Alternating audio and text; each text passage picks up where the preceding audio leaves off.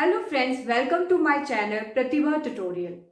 जो आज का मेरा टॉपिक है उसमें हम कैलकुलेट करेंगे area of a triangle, whether it is a part of a rectangle और एज सच। तो हम जो आज का पोर्शन लेने वाले हैं उसमें हम वो वाला पार्ट कंक्लूड लेंगे जिसमें क्या होगा कि रेक्टेंगल्स के अंदर ही ट्रायंगल्स होंगे। जैसे कि मैंने टॉपिक भी लिखा है, triangles as a part of a rectangle. अब आपको पता होना चाहिए कि ट्राइंगल होता क्या है। ट्राइंगल एक्चुअली क्या है? It is a close figure made by 3 segments. जब 3 सेगमेंट्स मिलती हैं, जब क्या होता है, 3 सेगमेंट्स मिलती हैं, जैसे ये 1 सेगमेंट, 2 सेगमेंट, 3 सेगमेंट, तब जाकर आपका क्या बनता है? एक ट्राइंगल बनता है। पर आज का जो हमारा टॉपिक है उसमें हम क्या लेने वाले हैं कि एक रेक्टेंगल है जिसको हमने, अगर आप देखोगे फिगर में, जिसमें हमने क्या किया है, उसको डायगोनली कनेक्ट कर दिया है, जिससे हमारे रेक्टेंगल के बीच में 2 ट्रायंगल्स बन रहे हैं। तो अगर हमारे पास ऐसी फिगर आती है तो हम उस वक्त कैसे इस फिगर का एरिया कैलकुलेट करेंगे, या आप बोल सकते हो कि अगर इस ऐसे वाला आपको कोई फिगर मिलता है तो उसमें से हम किसी एक ट्रायंगल का जो एरिया है वो कैसे कैलकुलेट करेंगे, ये आज का हमारा टॉपिक है। तो लेट हम क्या करते हैं, हमने एक रेक्टेंगल लिया है। हमने क्या लिया है? एक rectangle A B C D. Rectangle का नाम क्या है? ए बी सी और डी। तो इसके बीच में अगर आप ध्यान से देखोगे, हमारे पास 2 ट्रायंगल है। एक ट्रायंगल जो है वो है ट्रायंगल ए बी डी, ले लेते हैं हम ए बी डी, और दूसरा जो ट्रायंगल है हमारे पास वो ए सी डी। दूसरा जो ट्रायंगल है हमारे पास वो है ए सी डी। और अगर आप ध्यान से देखोगे कि जो ए बी डी है, जिसको मैं एक्स रख लेती हूं, या आप रख सकते हो ट्रायंगल 1 रख सकते हैं, और जो ट्रायंगल 2 है, अगर आप इन दोनों को एरिया को सम करोगे तो आपको क्या मिलेगा? आपको पूरे रेक्टेंगल का एरिया मिल जाएगा। तो मेरा कहने का मतलब है, अगर हम triangle A B C D को ऐड कर देंगे, इसका हम सम कर देंगे ट्रायंगल ए सी डी के साथ, दोनों ट्रायंगल का अगर हम एरिया ऐड करेंगे तो वो किसके बराबर आएगा? वो आएगा total area of the rectangle. तो मैं इसको लिखूंगी एरिया of the rectangle, इसी के बराबर हो जाएगा वो, है ना। अब आपको, हमें नहीं पता कि यहां पे इसका एरिया क्या है, इसका एरिया क्या है। हम इसको रख लेंगे x, और इसको भी हम रख लेते हैं x। और आपको एरिया ऑफ ए रेक्टेंगल हमारे पिछली वीडियो में भी हमने किया हुआ है, वो होता है लेंथ मल्टीप्लाई बाय ब्रेथ। ठीक है, क्लियर? तो x प्लस एक्स को हो जाएगा 2x, वो आ जाएगा length multiply by breadth. Clear?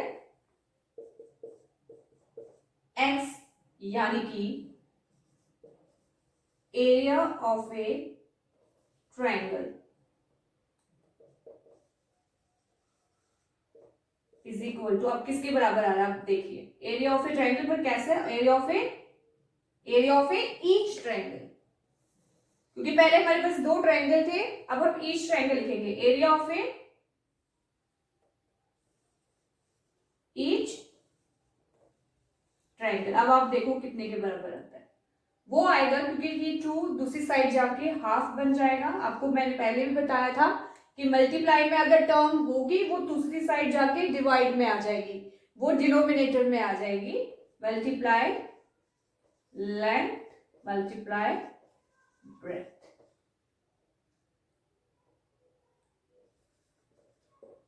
यानी कि अगर आपको रेक्टेंगल के अंदर वाले ट्रायंगल्स के एरिया कैलकुलेट करना है तो उसका फॉर्मूला ये है, half multiply length multiply breath. ठीक है, ये तो मैंने आपको सिर्फ बताया कि किस तरीके से हम रेक्टेंगल के अंदर वाले ट्रायंगल्स के एरिया कैलकुलेट करेंगे। आप इन दोनों में से किसी का भी एरिया अगर कैलकुलेट करते हो, इसका कैलकुलेट करते हो तो उसका भी सेम होगा, अगर आप उसका कैलकुलेट करते हो तो इसका भी सेम होगा। तो ये आपका फॉर्मूला हमने ड्राइव कर लिया है कि area of A each triangle in a rectangle is equal to half multiply length multiply breadth।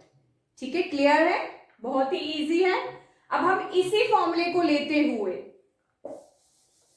इसी स्ट्रक्चर में हम इनका जो इसमें ट्रायंगल आया है उसका हम एरिया कैलकुलेट करेंगे। अब हमारे पास क्या हो गया, अब हमें क्या चीज मिल गई है, अब हमें मिल गया है फॉर्मूला, कि फॉर्मूला हमने कौन सा अप्लाई करना है। तो जो हमारे पास फॉर्मूला आया है वो है, पहले तो हम लिख लेंगे एरिया ऑफ ईच ट्रायंगल, या जिस ट्रायंगल का हमने कैलकुलेट करना है, लेट हम करते हैं, सपोज हम करते हैं कि हमने कैलकुलेट करना है एरिया ऑफ ट्रायंगल ACD। ये हमने सपोज किया कि इसका एरिया हम कैलकुलेट करेंगे।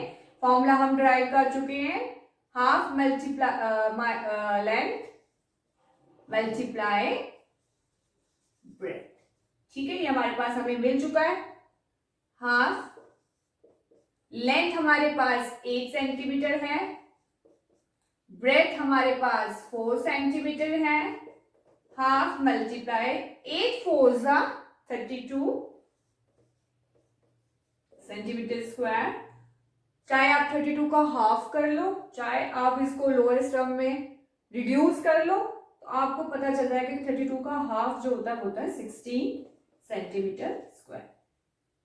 तो आपको जब भी इस तरीके का क्वेश्चन मिले जिसमें आपने जो ट्रायंगल है आपका वो as a part of a rectangle है, तो हम ये वाला फॉर्मूला यूज करते हुए उसका एरिया जो है वो हम कैलकुलेट कर लेंगे, और अपने नेक्स्ट वीडियो में हम और भी एग्जाम्पल्स लेंगे और उनको सॉल्व करेंगे।